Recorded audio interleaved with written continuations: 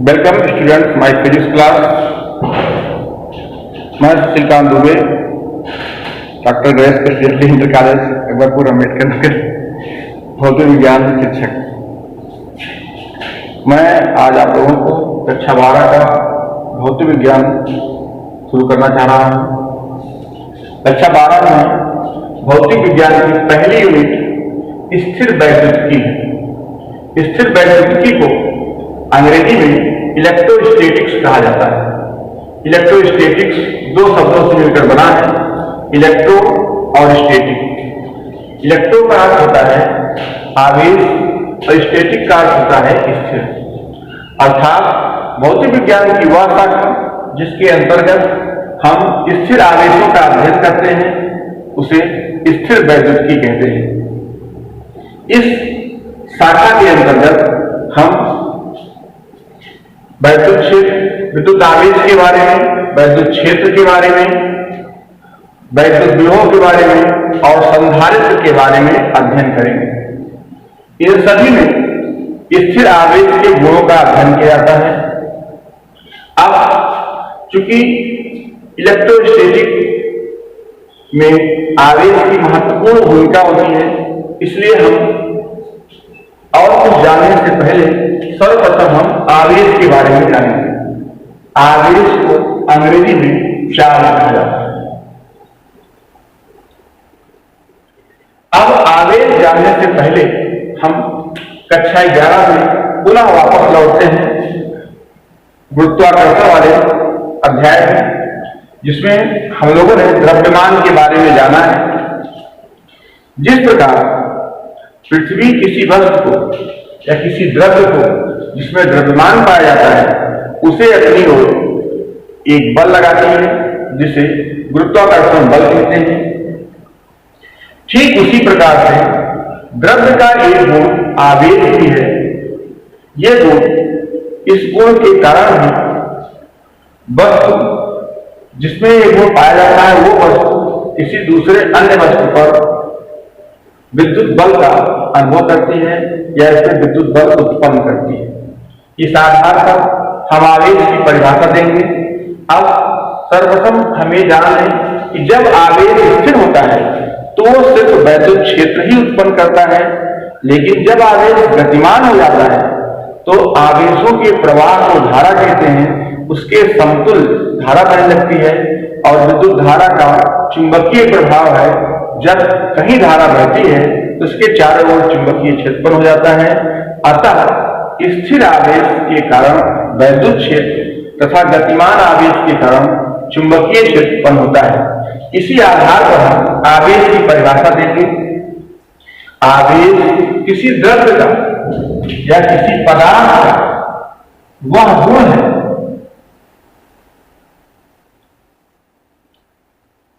का वह गुण है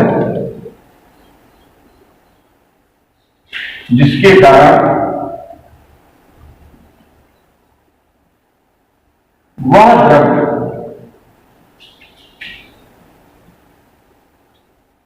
वैद्युत क्षेत्र तथा चुंबकीय क्षेत्र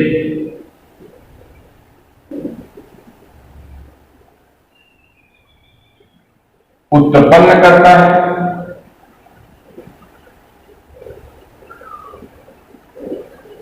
अथवा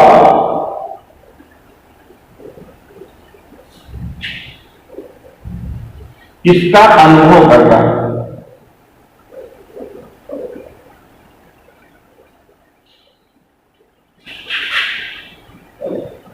जैसे कोई द्रव्यमान वृत्तीय से उत्पन्न करता है, ठीक उसी प्रकार से आवेश जो है वैद्युत से उत्पन्न करता है। अगर स्थिर है तब, और अगर वो गतिमान है तो वो चुंबकीय से उत्पन्न करता है। तो आवेश की परिभाषा हम समझते हैं, आप लोग समझ गए होंगे। आवेश जो है किसी द्रव्य का वह गुण है जिसके कारण वह वैद्युत क्षेत्र तथा चुंबकीय क्षेत्र उत्पन्न करता है, अथवा यही आवेश वैद्युत क्षेत्र और चुंबकीय क्षेत्र का अनुभव भी करता है। इसी गुण को आवेश द्रव्य के इसी गुण को आवेश कहते हैं। द्रव्य का यह गुण बिना द्रव्यमान के संभव नहीं है।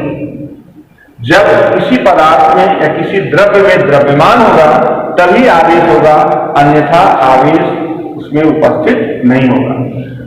द्रव्य क्या, जैसे एक गुण द्रव्यमान होता है, ठीक उसी प्रकार से ये भी गुण होता है, इसको आवेश कहते हैं।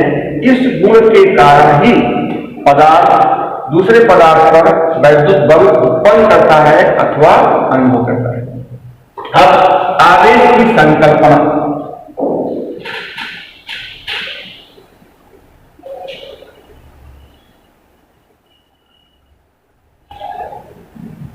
Concept of charge.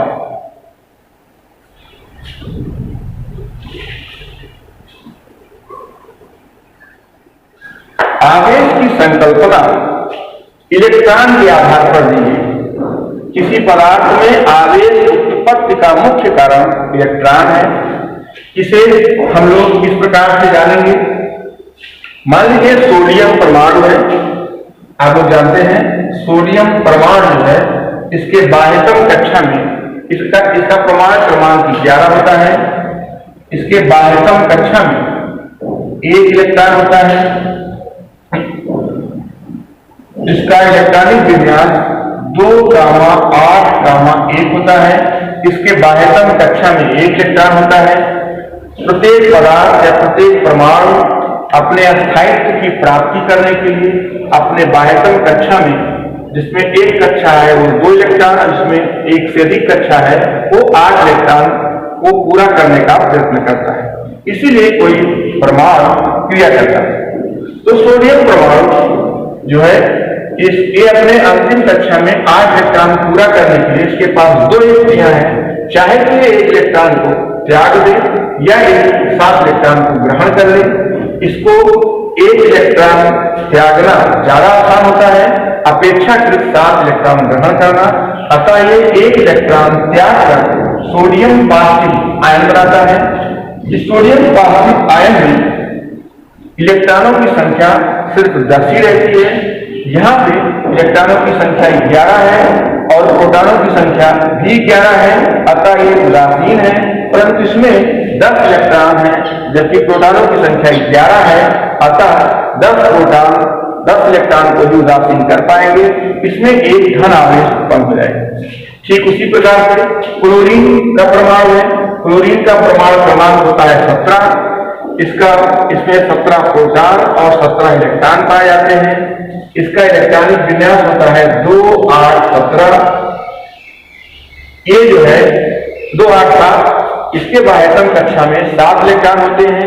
ये अपने आर्केट को प्राप्त करने के लिए 1 इलेक्ट्रॉन ग्रहण ही कर सकता, 1 इलेक्ट्रॉन ग्रहण कर सकता है या 7 इलेक्ट्रॉन त्याग सकता है। लेकिन इसको 1 इलेक्ट्रॉन ग्रहण करना ज्यादा सुविधाजनक लगता है। अतः ये 1 इलेक्ट्रॉन ग्रहण करके क्लोरीन निगेटिव आयन बनाता है। क्लोरीन निगेटिव आयन में अब इलेक्ट्रॉनों की संख्या 2 8 8 हो जाती है। अब प्रोटॉनों की संख्या तो 17 ही रहती है, परंतु 1 इलेक्ट्रॉन ग्रहण करने से इसमें इलेक्ट्रॉनों की संख्या 18 हो जाती है। 17 प्रोटॉन 17 इलेक्ट्रॉन को ही उदासीन कर पाएंगे। 1 इलेक्ट्रॉन का आवेश बचा रह जाएगा, जिसके कारण से क्लोरीन परमाणु पर एक ऋण आवेश आ जाएगा। देखिए, किसी परमाणु में प्रोटॉन भी पाया जाता है। अब सवाल यह उठता है कि परमाणु को आवेशित करने में या किसी पदार्थ को आवेशित करने में प्रोटॉन अपना कंट्रीब्यूशन, अपना योगदान क्यों नहीं देता है? इसका भी एक कारण है। प्रोटॉन नाभिक के अंदर पाया जाता है। प्रोटॉन और न्यूट्रॉन नाभिक के अंदर पाया जाता है। प्रोटॉन का जो द्रव्यमान होता है वो इलेक्ट्रॉन के द्रव्यमान का 1837 गुना होता है। इतना अधिक द्रव्यमान के कारण ये जो है बाहर नहीं आ पाता है। इसके साथ ही साथ ये नाभिक में पाया जाता है। नाभिक में अब लघु परासी नाभिकीय बल पाया जाता है। ये नाभिकीय बल जो है इस प्रोटॉन को बाहर निकलने नहीं देता। इसलिए प्रोटॉन जो है किसी पदार्थ को आवेशित करने में अपना उत्तरदायित्व नहीं निभा पाता है। अतः किसी भी पदार्थ को आवेशित करने में मुख्य योगदान इलेक्ट्रॉन का होता है। अतः किसी पदार्थ को आवेशित करने की जो संकल्पना दी गई है वो इलेक्ट्रॉन के आधार पर दी गई है। अब आवेशों के प्रकार, आवेश कितने प्रकार के होते हैं इसको जानने के लिए एक प्रैक्टिकल किया गया। आवेशों के प्रकार,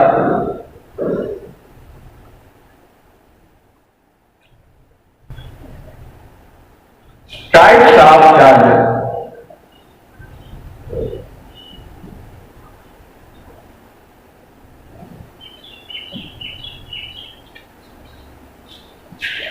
इसके लिए प्रैक्टिकल किया गया। कांच की छड़ को रेशम से रगड़ा गया, दो छड़ों को लिया गया, दोनों छड़ों को अलग अलग पहले रेशम से रगड़ कर उसके बाद इसको दृढ़ आधार से दोनों छड़ों को कुछ दूरी पर लटका दिया गया।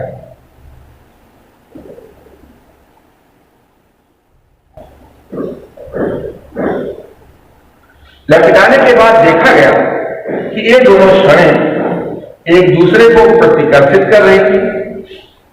फिर एक प्रैक्टिकल और किया गया। एवोनाइट या आबनूस की छड़ को बिल्ली की खाल से लगाया गया और दो छड़ों को रगड़ के इसको भी दृढ़ आधार से लटका दिया गया कुछ दूरी पर।